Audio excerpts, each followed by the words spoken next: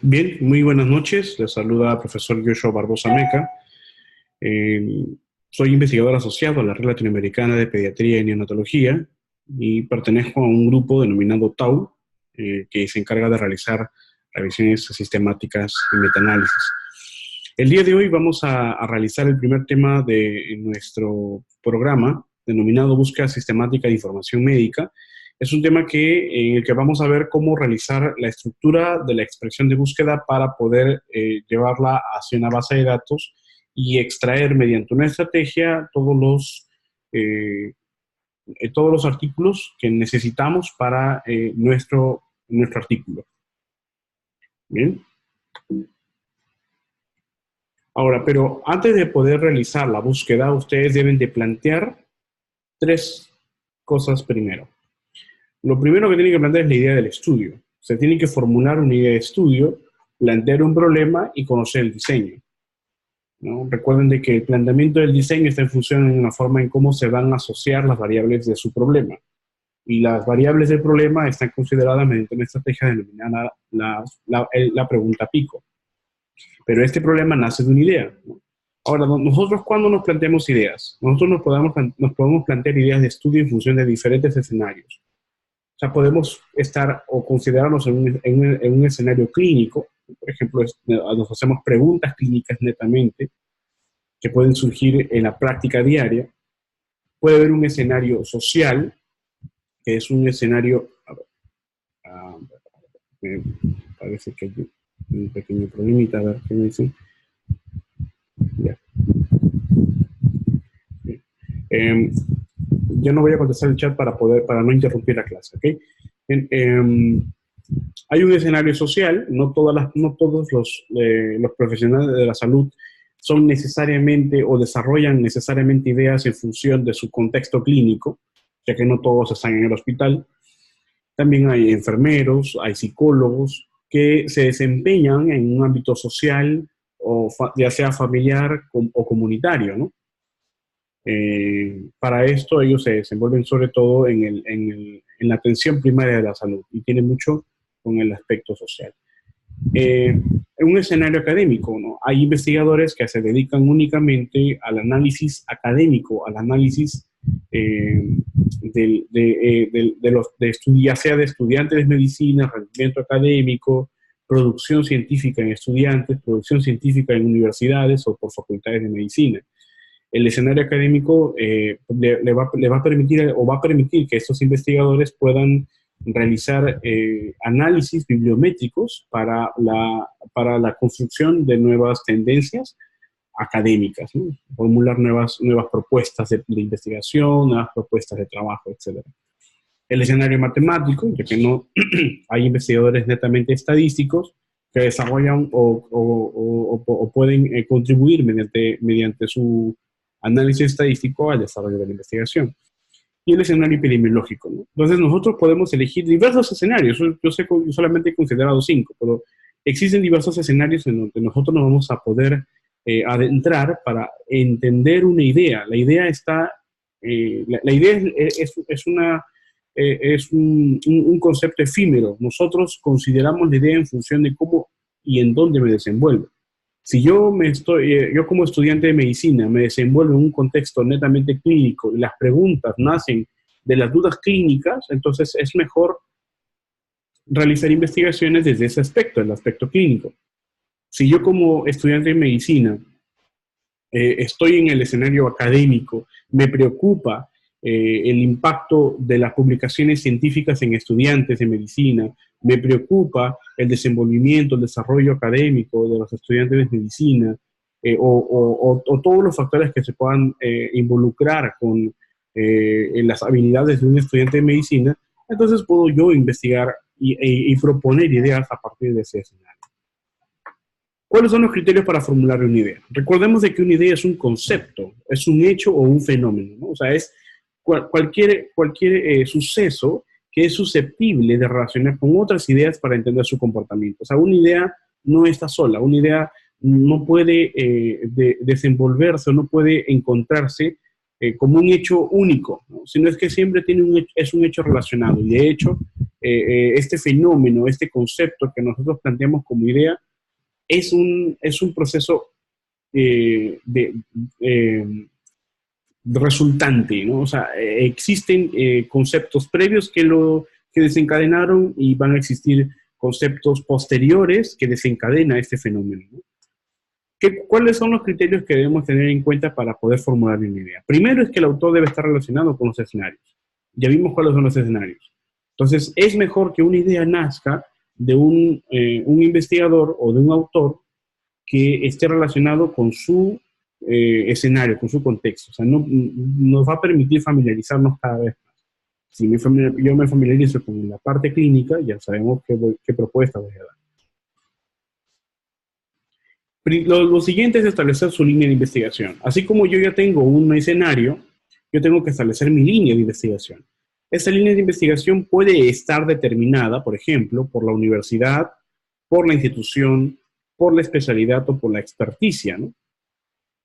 O sea, por ejemplo, las universidades siempre proponen sus propias líneas de investigación. Normalmente las universidades, por ejemplo, en el Perú, tienen su vicerrectorado de investigación que propone líneas de estudio para su propia institución. Si yo me desenvuelvo como médico especialista o como profesional de la salud especialista en un área de la salud, un área clínica especialmente, yo puedo plantearme líneas de investigación en el cual yo voy a poder aportar. Por ejemplo, yo dentro de mi especialidad como enfermero especialista en neonatología, eh, mi, eh, mi área de línea de trabajo es el neurodesarrollo. Por experticia, si un investigador tiene mayor relación, ha tenido más estudios dentro de un área específica, eh, ya se vuelve experto en el tema y ya es mejor mantener esa línea de investigación. Siempre es recomendable mantenerse en una misma línea de investigación. Tratar de no salir de la línea de investigación, ya que esto va a permitir caracterizar al investigador bajo un mismo perfil. Por ejemplo, ya les mencioné, si yo me he mantenido dentro de la especialidad de salud del niño, mi línea de investigación siempre ha sido neurodesarrollo, ventilación mecánica y neonatología. Entonces, me desarrollo en una especialidad y mantengo una línea de investigación. Otro de los aspectos que deben tener en cuenta es conocer las prioridades de investigación de su estado, o sea, es una de sus, ¿no? Que normalmente siempre propone el estado o la institución de investigación que rige las normas anuales o bianuales de su,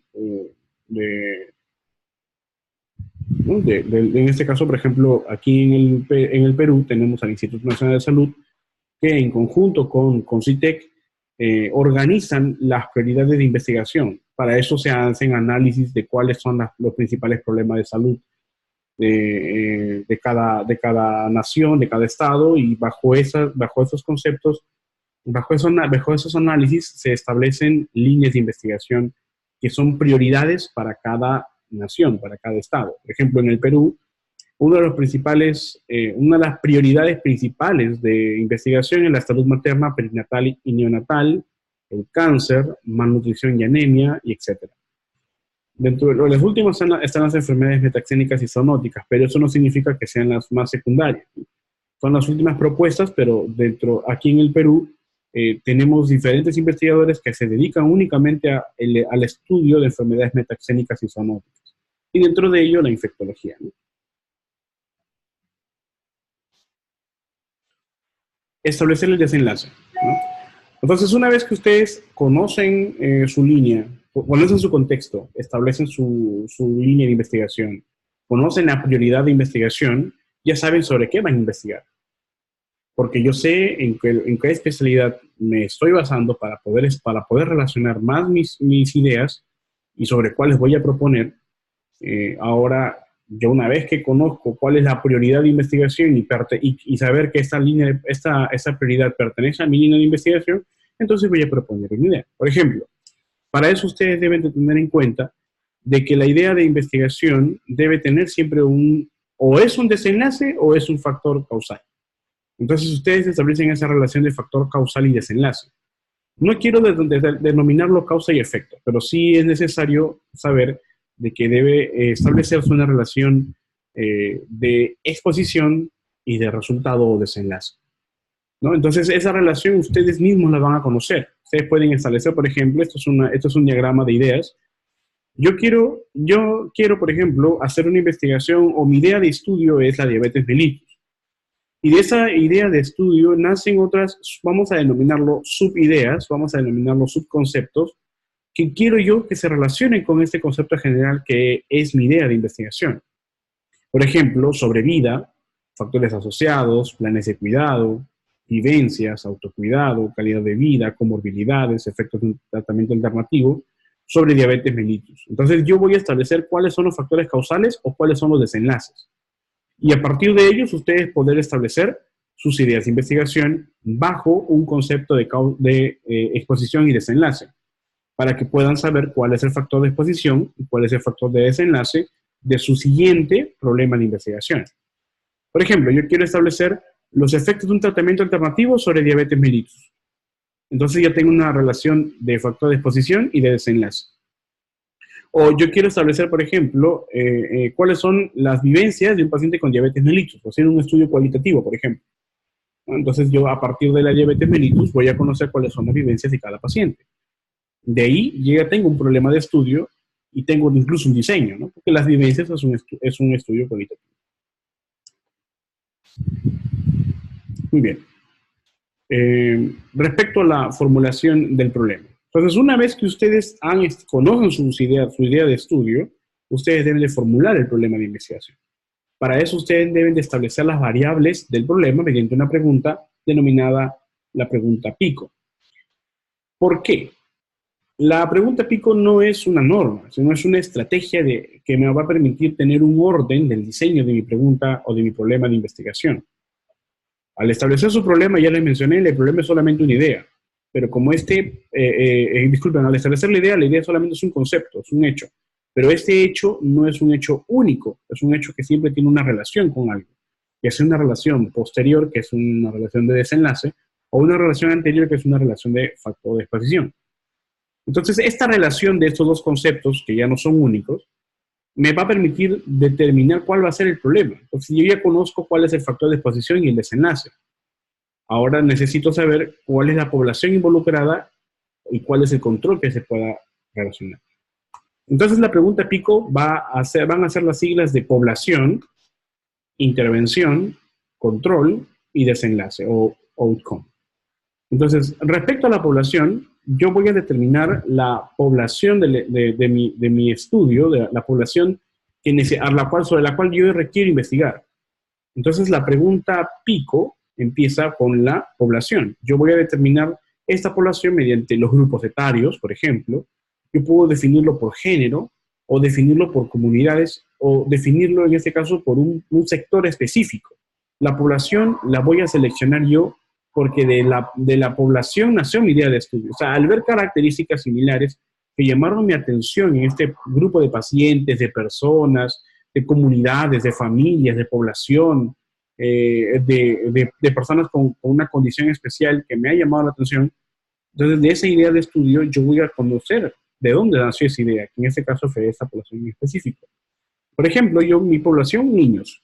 O sea, significa que yo voy a escoger a todos los niños de un cierto sector de mi población. La intervención es, por ejemplo, en un estudio experimental, la intervención es un fármaco, o un tratamiento, o un procedimiento con el que se necesita comprobar su eficacia, comparado con un fármaco, tratamiento, procedimiento estándar. O sea, la intervención sería algo nuevo, ¿no? Por ejemplo, el atacinavir. Atacinavir es un fármaco retroviral, antirretroviral. En ese caso, la población, ¿no? Por ejemplo, la población más la intervención sería atacinavir, que es la intervención en pacientes con VIH, ¿no? O, por ejemplo, si lo quiero denominar en orden, pacientes con VIH tratados con azacinavir. Esa es una intervención. Esa es una forma de cómo describir o nombrar La intervención más la población. En un estudio observacional ya no vamos a denominarlo intervención, sino vamos a denominarlo exposición. Entonces, ya la pregunta pico ya no sería pico, vamos a verlo más adelante, sino sería PED. Vamos a ver por qué. Por ejemplo, en un estudio observacional se denominaría la exposición. Y aquí yo, por ejemplo, quiero ver lactobacillus acidófilos sería mi exposición. Entonces yo quiero denominar en la población niños y la exposición lactobacillus acidófilos, que sería la exposición. ¿Qué sería la exposición en este caso? Sería el factor que va a desencadenar un problema, un resultado, un hecho o un fenómeno en la población. Entonces, si lo queremos dominar antiguamente o lo queremos entender más rápido, sería la variable independiente, ¿no? Si lo queremos denominar así. No debemos tener ese término, pero el término debería ser siempre factor de exposición. La exposición es todo aquel hecho o fenómeno que va a desencadenar un resultado, va a desencadenar un nuevo fenómeno. ¿Por qué existe en una población determinada? El control en un estudio de tipo experimental, vamos a ver luego cuáles son los diseños de estudios experimentales, en otra clase, creo que es la siguiente, la próxima semana. En un estudio de tipo experimental, el control es el fármaco. Hoy otra vez están comentando, yo no sé si verlo. Sí se escucha, ¿verdad? Sí se escucha, ¿no? ¿Se escucha? ¿Se escucha bien? No se entrecorta, ¿no? Se escucha bien.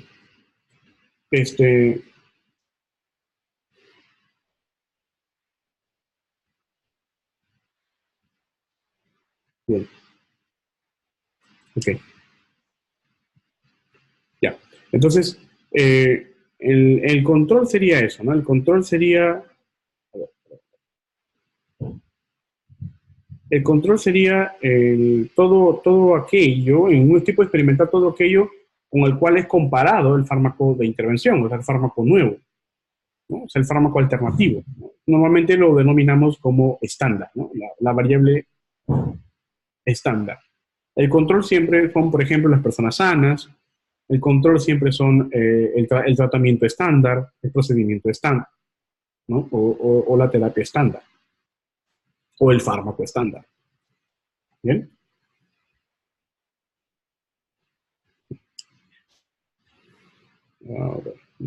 Ya no escriban, por favor, ya no escriban. Bien. Por ejemplo, vimos hace un momento el fármaco azazinavir, ¿no? El fármaco azazinavir era el tratamiento alternativo, el tratamiento nuevo, el tratamiento de intervención, o sea, el cual se quiere probar la eficacia frente a un control. Y efavirenz sería nuestro control. ¿En qué tipo de pacientes? La población, pacientes con VIH. Entonces yo denominaría hasta aquí la P más I más C, azazinavir versus efavirenz en pacientes con VIH. Hasta aquí ya tengo azazinavir versus efavirenz en pacientes con VIH. Ahora, pero un estudio observacional no aplica el control, ya que se trata de la misma variable, o sea, ya sea en ausencia o presencia de posición y desenlace. O sea, no aplica el control. No aplica el control. El término control lo vamos a denominar dentro de un diseño, que no es lo mismo en la pregunta, ¿no? Porque en el diseño, en este caso la población o la aprobación de control está dentro de la misma variable, ¿no? No es una parte de la pregunta, ¿no? Entonces, cuando hablamos de controles no podemos colocar en la pregunta porque sería lo mismo, sería redundar, solamente sería...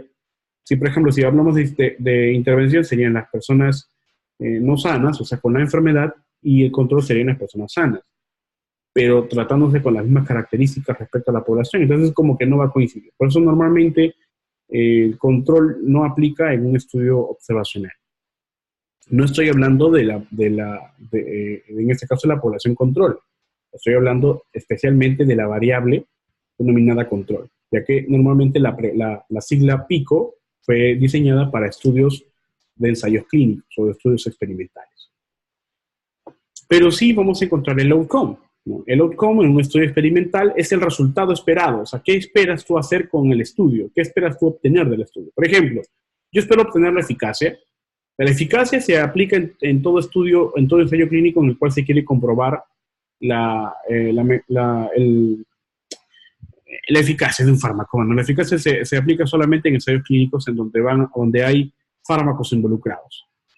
Por ejemplo, la PICO ya sería eficacia, que es el outcome, del atazanavir versus efavirenz en pacientes con VIH. ¿Qué sería aquí? La eficacia sería el resultado, atazanavir sería la intervención, efavirenz el control y pacientes con VIH la población. Entonces ahí tenemos la PICO. En un estudio observacional ya no vamos a denominarlo outcome, sino vamos a denominarlo desenlace. Porque al final desenlace y resultados son lo mismo. Pero si se dan cuenta no tenemos control, pero sí tenemos el desenlace. ¿Qué sería el desenlace? Entonces sería lo que resulta de, ¿no? Por ejemplo, el control de la diarrea líquida sería mi desenlace. O sea, yo espero de que la exposición se relacione con el desenlace, o sea, lo que espero. Por ejemplo, la PED sería población, exposición y desenlace. La exposición, el Lactobacillus acidophilus, para el control de diarrea líquida, que sería mi desenlace, en niños, que es mi población. Entonces yo quiero saber si el Lactobacillus acidophilus es efectivo, o tiene una asociación con el control de diarrea líquida en niños. Quiero saber si esta asociación es de protección, o si al contrario, el Lactobacillus acidophilus es un factor de riesgo, puesto que el Lactobacillus acidophilus es una exposición. Si este estudio es un estudio de cohorte, yo esperaré de que el Lactobacillus pueda generar algún resultado en el tiempo, ¿no? En un estudio prospectivo. Si fuera un estudio de casos y controles, yo voy a tener en cuenta de que vamos a tener diarrea líquida y diarrea no líquida en dos grupos de pacientes, ¿no? Serían los casos, sería diarrea líquida, y los controles serían los pacientes con diarrea no líquida o simplemente sin diarrea. El Lactobacillus acidophilus sería en este caso el factor de exposición. En casos de controles funcionaría así igual. La exposición sería con lactobacillus y sin lactobacillus, ¿no? La población no cambia. Y bueno, ese estudio normalmente puede ser también un estudio analítico transversal. Eso lo vamos a ver en la próxima sesión. Finalmente, la pregunta clínica. Ustedes, una vez que han establecido la PICO, establecen la pregunta clínica. Entonces, para tener en cuenta, solamente la PICO pueden ustedes citar la pregunta clínica, o sea, estructurar su pregunta clínica con el orden en cual han hecho la PICO. O de lo contrario, pueden darle un nuevo sentido a su pregunta PICO o a su pregunta clínica, pero manteniendo al menos las partes de la pregunta PICO, que en ese caso serían todas las variables. Por ejemplo, la pregunta, ¿es eficaz el atazanavir versus efavirenz en el tratamiento de pacientes con VIH? Entonces aquí vemos involucrado tanto al outcome, a la intervención, al control y a la población. Aquí la segunda pregunta, en niños, ¿cuál es la asociación del Lactobacillus acidophilus en la diarrea líquida? Entonces yo veo acá la población, veo acá como lo dice, ¿no? De la población, dice luego la asociación del Lactobacillus acidophilus, que sería la exposición, en la diarrea líquida. ¿No? Diarrea líquida sería en ese caso el outcome. Entonces, una vez que ustedes han establecido sus variables, una vez que ustedes han establecido la idea y el problema, lo siguiente que tienen que hacer es desglosar sus variables. Las variables PICO nos van a permitir esa perspectiva. Entonces, vamos a aplicar aquí una nueva herramienta. Entonces, antes de continuar con la clase, les voy a pedir que por favor abran la página DEX. ¿No? Van a copiar, voy a escribirles en este momento en el chat. Dice, por favor, ¿podría hacer la comparación, la pregunta PEO y PICO? La pregunta PEO solamente tiene la población, la exposición y el outcome, que es el desenlace. Y no es PEO, es PED. Y la PICO es la población, la intervención, el control y el desenlace, el outcome. La diferencia entre la PEO y la PICO es de que la PEO se utiliza sobre todo en estudios observacionales y la PICO en estudios experimentales o ensayos clínicos, ¿no? Esa es la diferencia. Bien, vamos a entrar a esta página, voy a copiar el link. DEX, vamos a entrar a la página DEX, vamos a entrar todos así.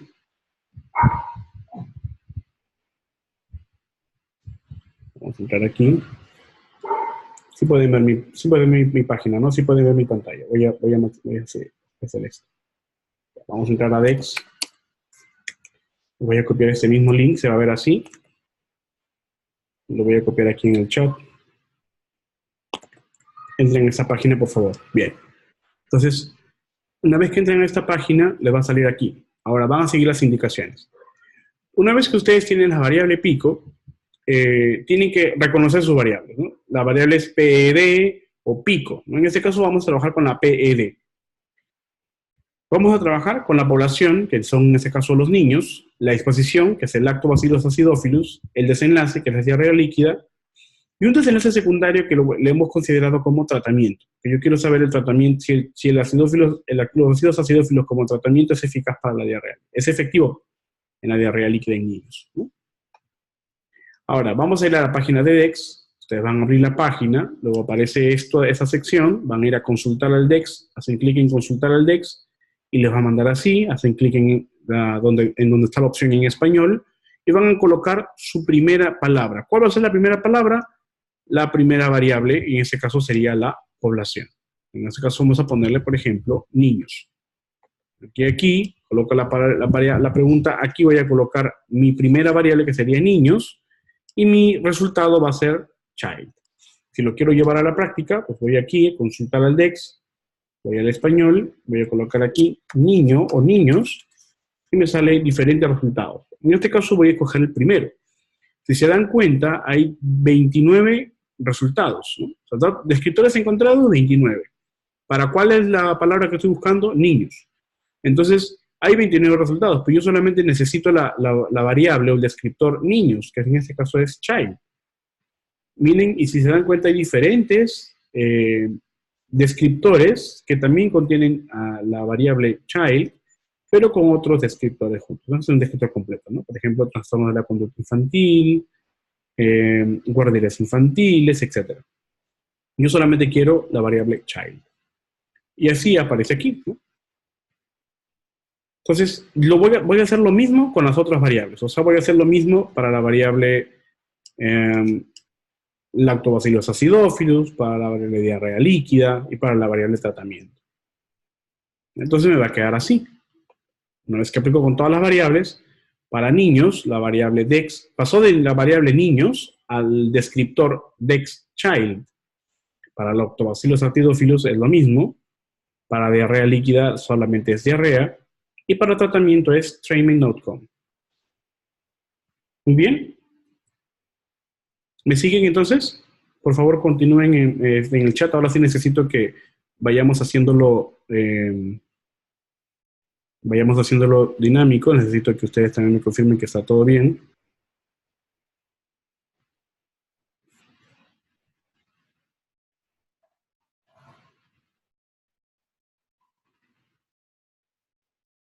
Ya. Entonces, ya. Ingresen a su página. ¿Sí ingresaron a su página? Sí me escuchan, ¿no? Ingresen a su página. Ingresen a esta página y hagan lo mismo. Con child, sobre todo. Vamos a hacer con child.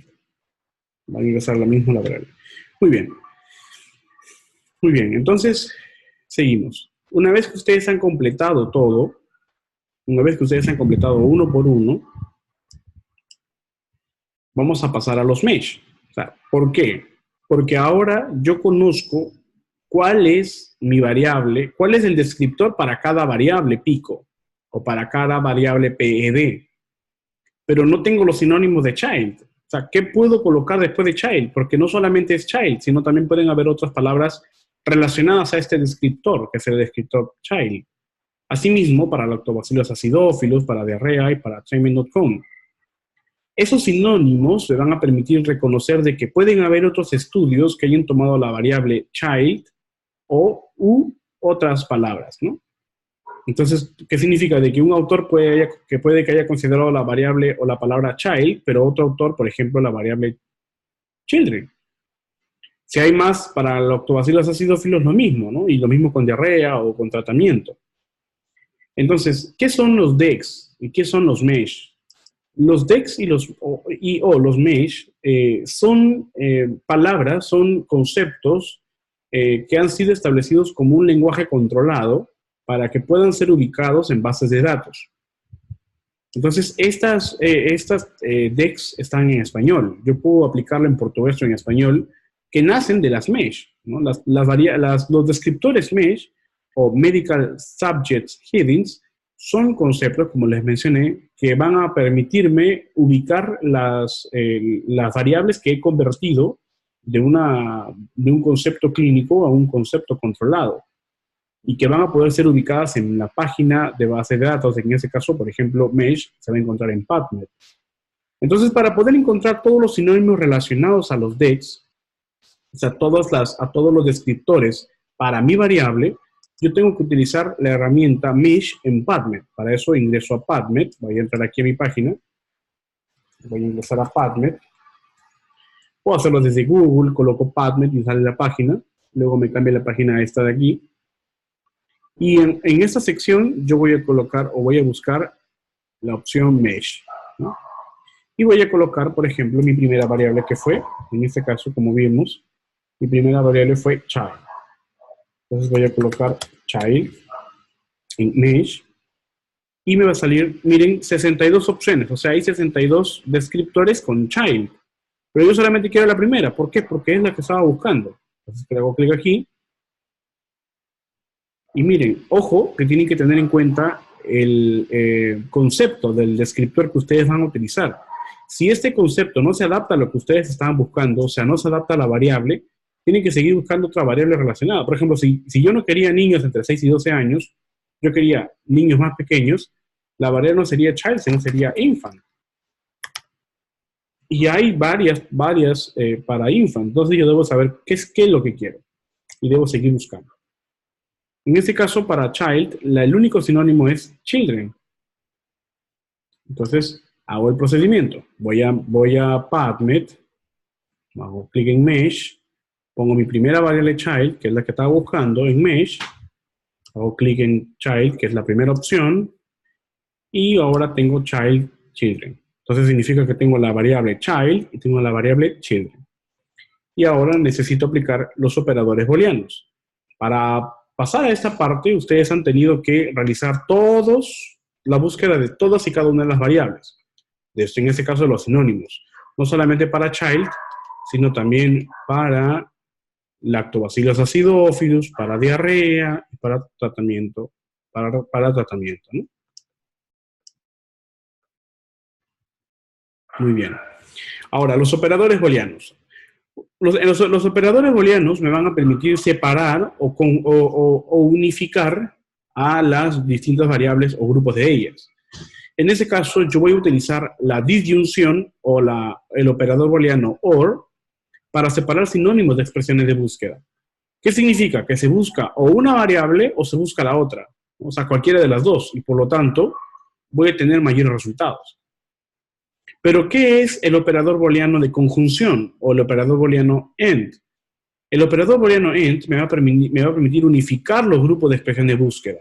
O sea, se busca una variable y también tiene que aparecer la otra. Y por lo tanto, sus resultados van a ser más limitados. Entonces, yo voy a utilizar, por ejemplo, el operador booleano de disyunción para separar los sinónimos de, por ejemplo, child or children. O, por ejemplo, voy a conjugar para unificar las distintas variables, distintos, en este caso, grupos de variables, ¿no? Tengo que aplicar también truncadores, ¿no? En este caso, el truncador principal es el asterisco, que funciona para casi todas las bases de datos, excepto para Medline en OVID. Y me va a permitir buscar sinónimos relacionados desde la última letra en el cual yo voy a colocar ese truncador. Luego lo vamos a ver. Por ejemplo, yo tengo 4 variables. Child or children, Lactobacillus acidophilus or Lactobacillus amyloburus. ¿Qué significa? De que puedo encontrar Lactobacillus acidophilus o también puedo ubicar Lactobacillus amyloburus. Igual con niño o niños, ¿no? Child or children. Si se dan cuenta, aquí en la variable child or children, he utilizado el truncador al final de la D. ¿Qué significa? De que pueden haber hasta la D de child, pueden haber otras letras pero que no se separan del concepto general de la variable child, que en este caso sería niño. Por ejemplo, no vamos a encontrar childs, ¿no? Sino vamos a encontrar children. Pero en este caso es obvio que voy a encontrar solamente dos palabras, ya que en el mesh solamente hay un sinónimo, que sería children. Lo estoy considerando como ejemplo, pero automáticamente cuando yo coloque el pattern me va a salir solamente estas dos y todos los estudios relacionados con cualquiera. Entonces, tengo esta, child o children, lactobacillus acidophilus y amyloidus. Tengo diarrea, hasta acá, era diarrea, ¿cierto? Pero si se dan cuenta, el truncador, el asterisco, está en la H. ¿Qué significa? Que yo puedo encontrar cualquier palabra después de la H que se relacione a diarrea. Entonces, ¿por qué le puse al final de la H? Porque puede que la E y la A no se repitan en otras palabras relacionadas a la diarrea, ¿no? Donde las demás palabras tengan siempre todo este primer conjunto de palabras. Entonces, por eso se utiliza el asterisco como truncamiento. Ahora, si se dan cuenta, aquí en la anterior, Lactobacillus acidophilus tiene una comilla, ¿no? Está separada en comillas. ¿Por qué? Siempre se colocan comillas cuando son dos o más palabras dentro de un mismo concepto. En este caso, por ejemplo, significa que Lactobacillus acidophilus es una sola palabra o un solo descriptor. Si yo no le colocase las comillas, cuando yo lo coloque en la base de datos, me va a considerar Lactobacillus y Acidophilus como palabras distintas. Cuando yo coloco las comillas, me lo va a tomar como una sola palabra, en este caso como Lactobacillus acidophilus. Entonces, siempre, cuando el descriptor tenga dos o más palabras, siempre debo de colocarle las comillas, ¿no? Recuerden. Y utilizar el truncador cuando el descriptor tenga una sola palabra, ¿no? Sobre todo en la palabra principal. Y si se dan cuenta, miren, por ejemplo, en tratamiento hay varios sinónimos.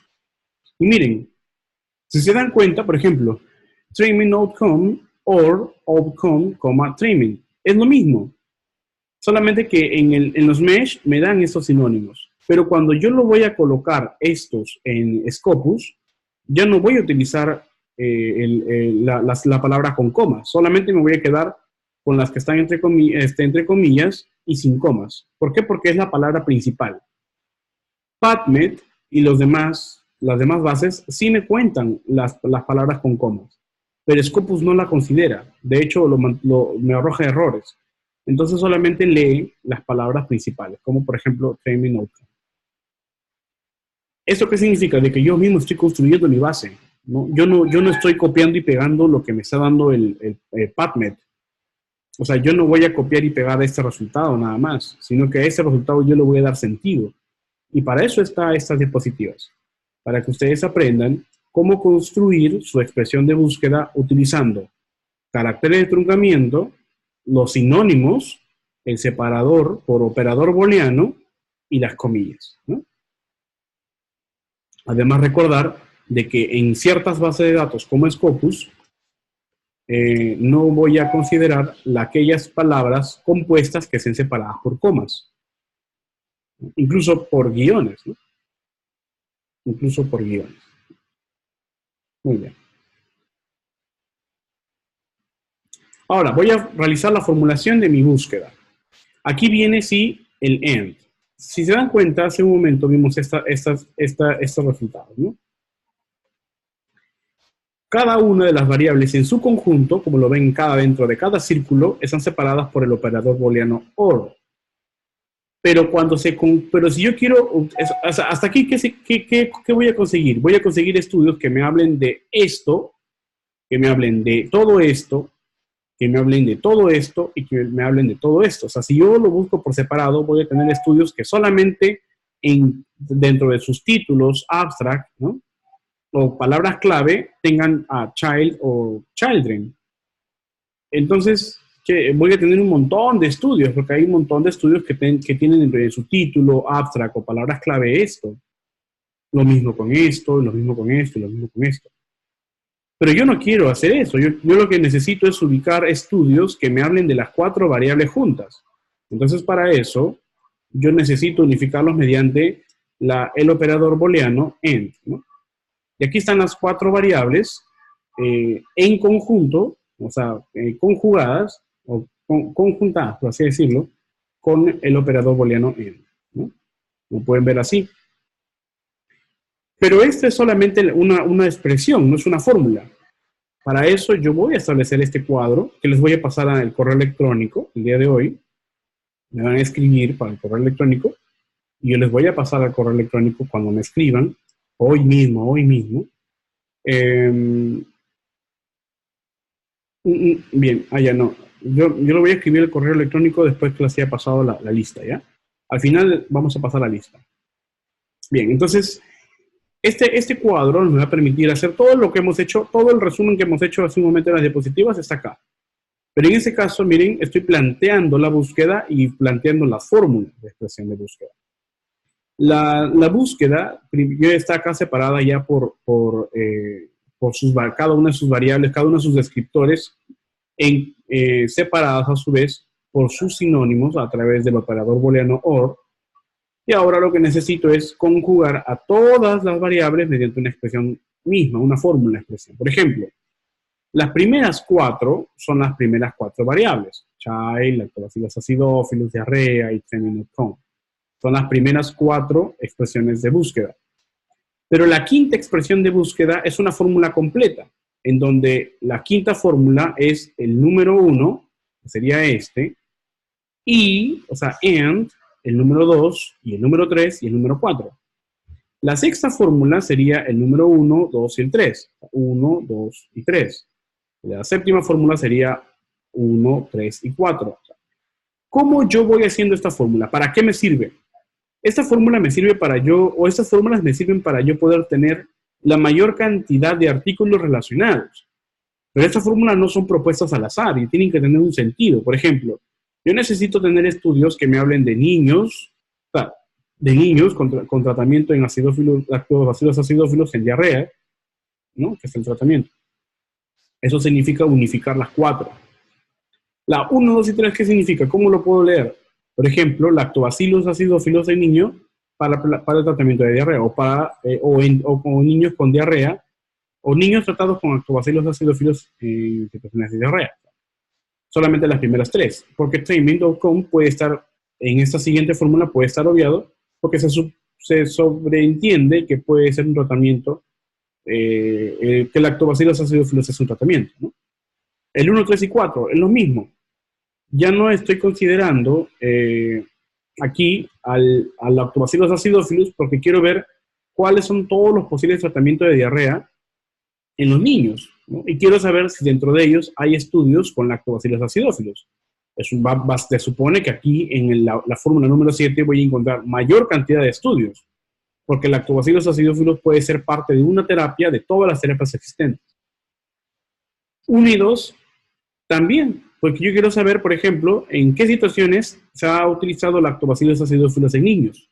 Puede que no solamente se haya utilizado en diarrea, puede que se haya utilizado en otras situaciones. Entonces me van a salir un número considerable de estudios. Y 2 y 3. Por ejemplo, lactobacillus acidófilos en diarrea también va a tener un número considerable porque no estoy considerando a los niños ni tratamiento, aunque se sobreentiende que es un tratamiento. ¿En qué situaciones se ha utilizado lactobacillus acidófilos en diarrea? Como no estoy especificando la población, me va a arrojar los estudios en todas las poblaciones posibles, incluyendo los adultos.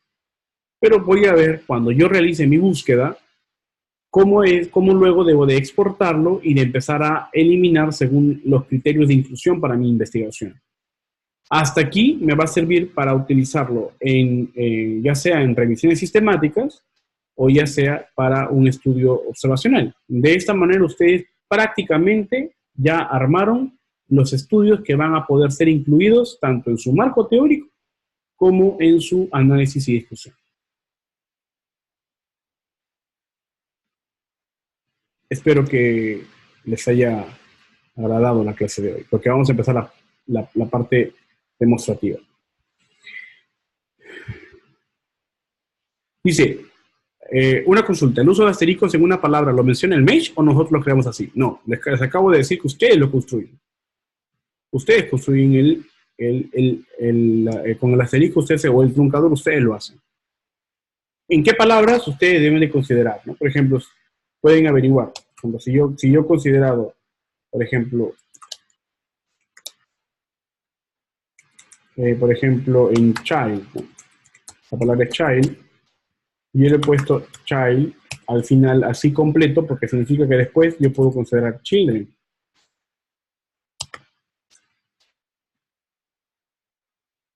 No hay audio, no se me escucha. Uy, ¿qué pasó? Sí se me ha escuchado completo, ¿no?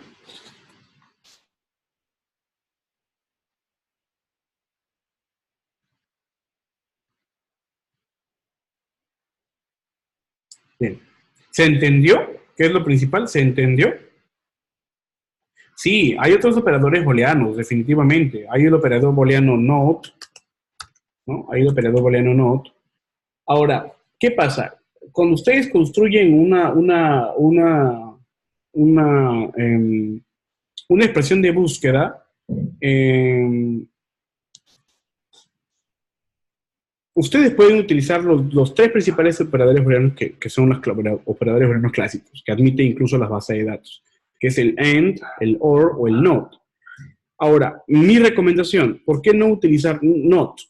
Porque ustedes están realizando una fórmula de expresión. O sea, ustedes todavía no están viendo cuáles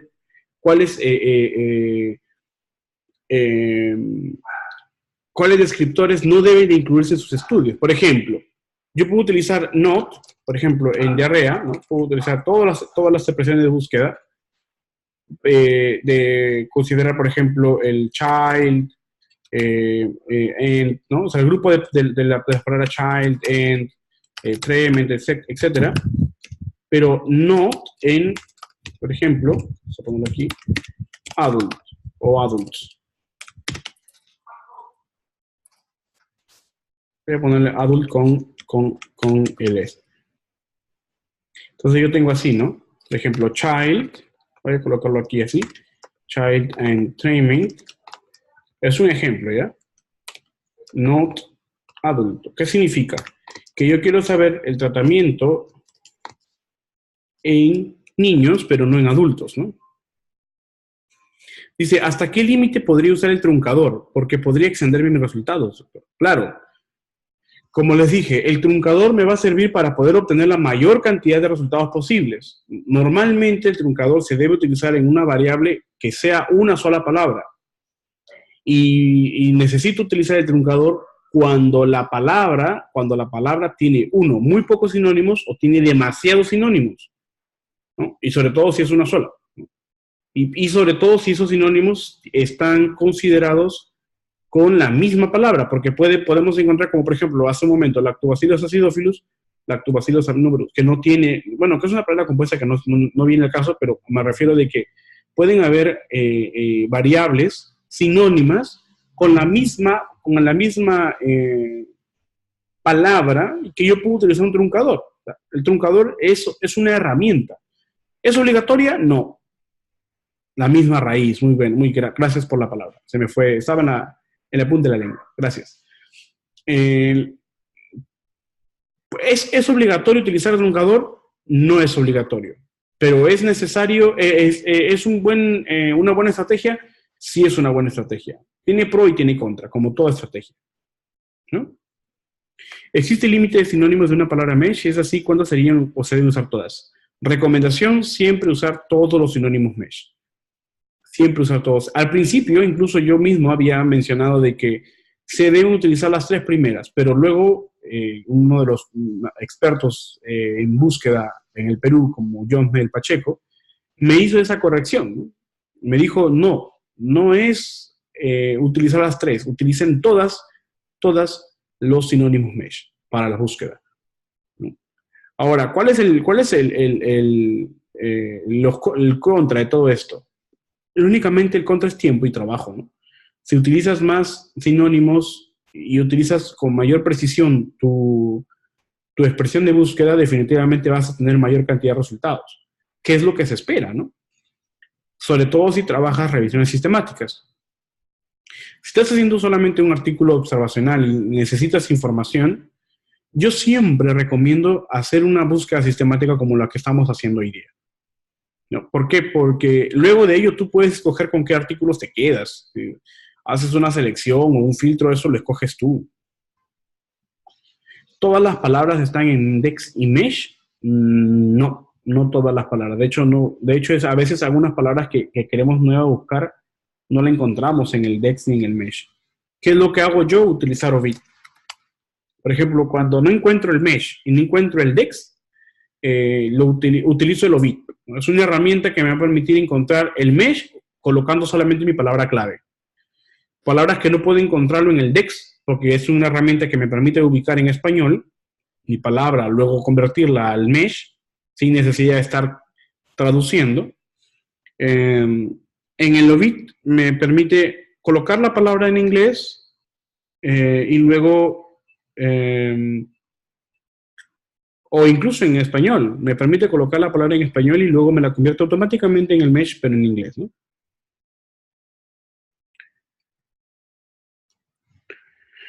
Puede poner el link. ¿Puede poner el link a esa herramienta? No entiendo. Ah, ¿del OBIT? No, es imposible. Es que el OBIT es una herramienta que se utiliza de manera institucional. Si tu institución, si tu universidad tiene acceso, puedes acceder a ORCID. Disculpen, a OBIT. Yo accedo a través de una institución. No accedo de manera gratuita, ¿no? Ni siquiera se puede pagar por ella. Es un costo demasiado elevado y se compra solamente por instituciones.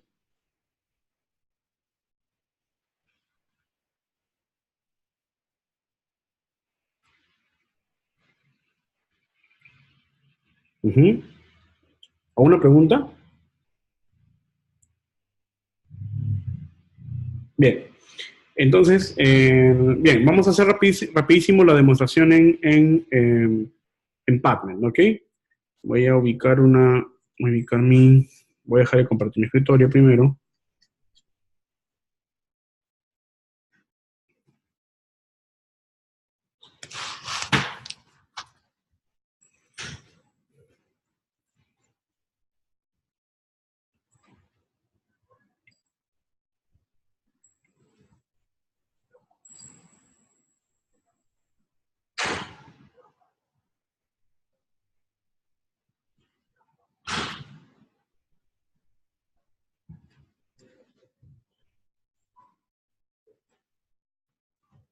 A ver, vamos a ver.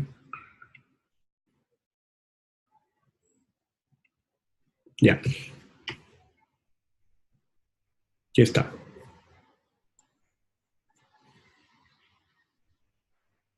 ¿Dónde está? ¿Todo bien, entonces?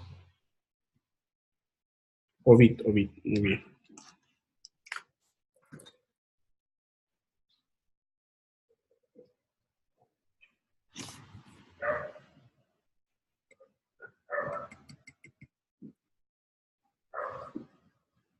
Listo. Rapidísimo. Entrecortado, ¿se me escucha entrecortado? ¿Se me escucha bien? Ok. Ok. Entonces, ¿puedo hacer la demostración ya?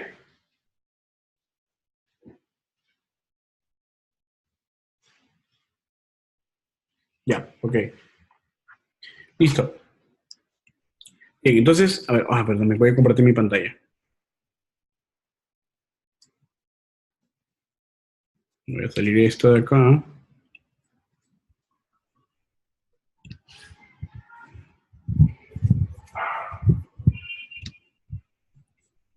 A ver qué me dicen por acá.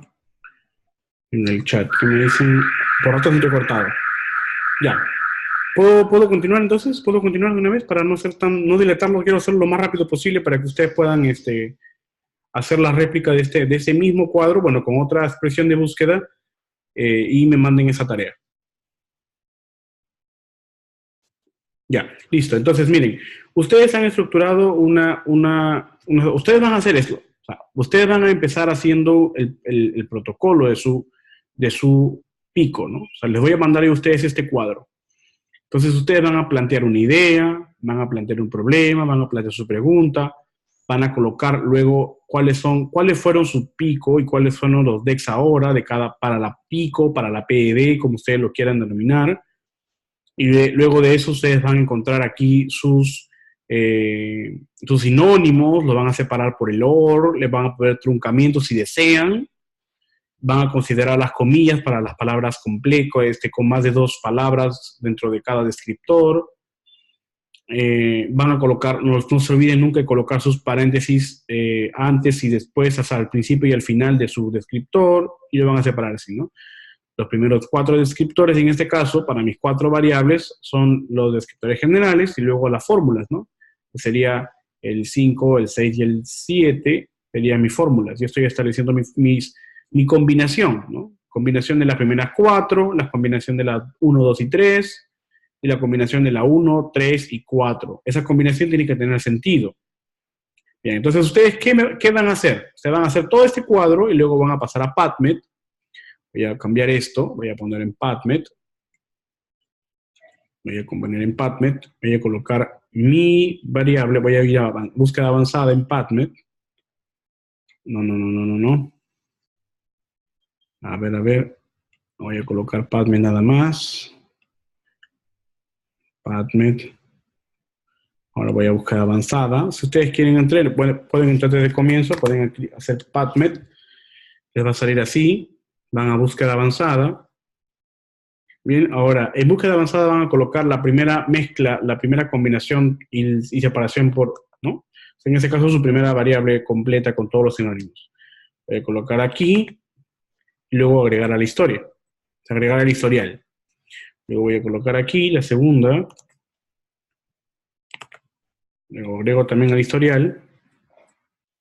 Y miren, si se dan cuenta, aquí me van saliendo, por ejemplo, en la primera me han salido 48.000, sí, 48.000, a ver, no, 488.182. En la segunda me han salido 24.418, ¿no? Resultados, o sea, significa que hay 488.182 estudios que tienen dentro de sus variables, variables, abstract o palabras clave o títulos, la variable fetus, fetal structures, fetal structure, structure fetal, etc. Lo mismo para la variable ultrasonografía, ¿no? Doppler color, etc. Entonces continúo. Hago clic aquí. Voy a agregar a la historia. Lo mismo con las 4 variables. Ahora, luego voy a empezar a combinarlas.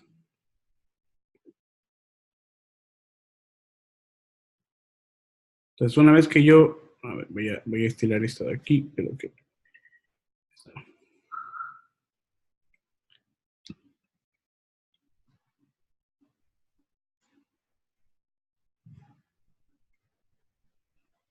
No salieron esas de acá.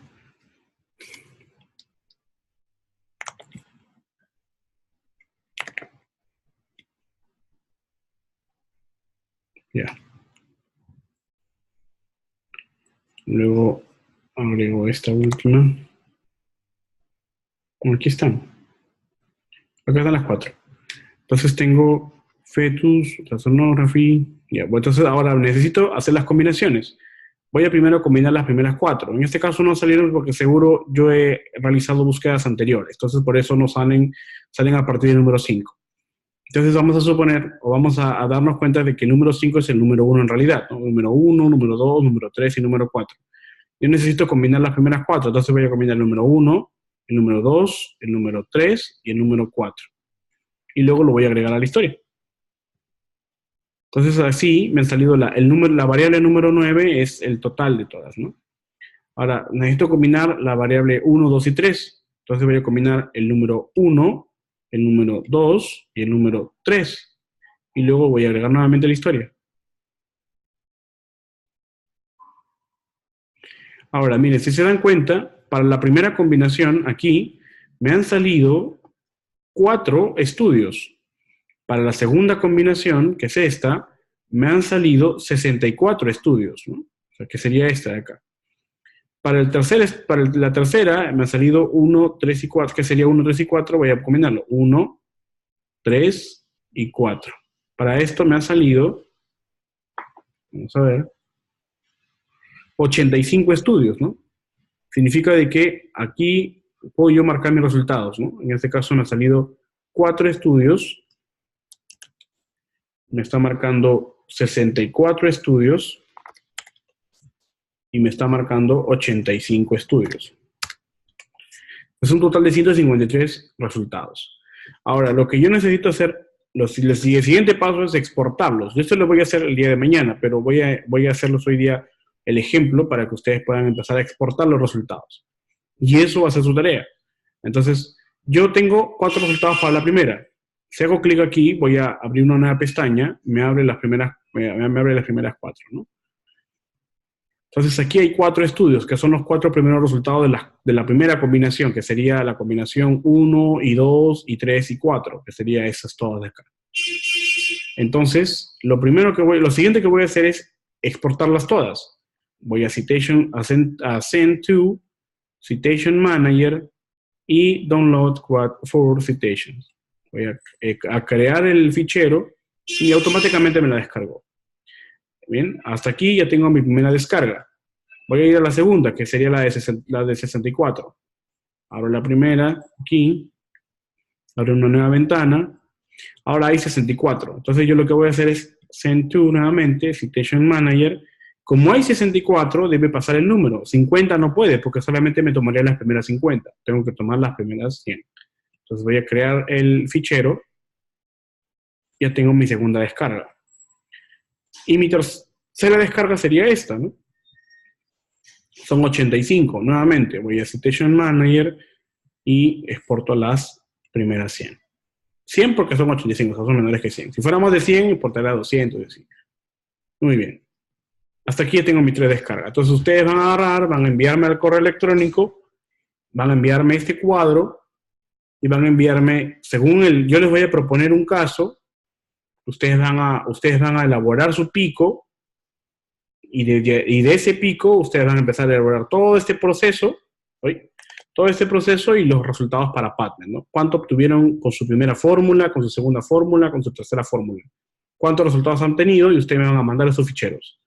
Estos resultados, con el total de sus ficheros, tiene que coincidir con el envío de su trabajo. Tiene que coincidir, ¿no?